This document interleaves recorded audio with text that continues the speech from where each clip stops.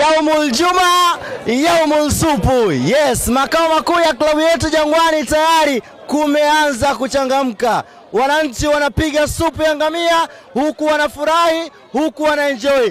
Kipi kinajiri hapa? Wanazungumza nini? Kaa na sisi Yanga TV muda huu. Hapa wananchi tayari wamekwisha jitokeza kwa ajili ya kupata supu ya ngamia. Jionee wananchi, wamekuja kwa wingi kweli kweli. Bwana, mwananchi, uko vizuri? Kama kawaida. Unaendeleaje? Kama kawaida. Bila shaka upo kwenye foleni unaenda kunywa supu. Ni mpango mzima. Kwa namna gani unaitamani hii supu? Naitamani kweli kweli, nimetoka Gongo la Mboto kwa ajili ya supu. Umeitokea Gomzi. Gomzi.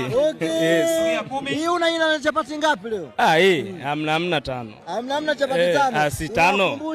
Nawakumbusha ile. Kila la kheri baba. Uko vizuri? Safi na kwaje babu? Niambie Fresh. utaanza kuwa na staili gani kunywa supu yetu? Babu hapa ni mwendo wa tonge nyama mpaka ishi. Chapati nyama. Unajua.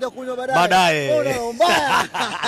Hivi ndivyo ambavyo wananchi wanafurahi kunywa supu hapa makao makuu ya klabu yetu Jangwani. Kila rika, wakubwa kwa watoto wapo hapa.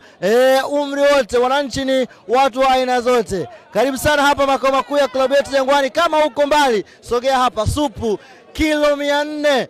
Ngamia mwenye kilo 400 ameshuka chini kwa ajili ya wananchi kufurahi.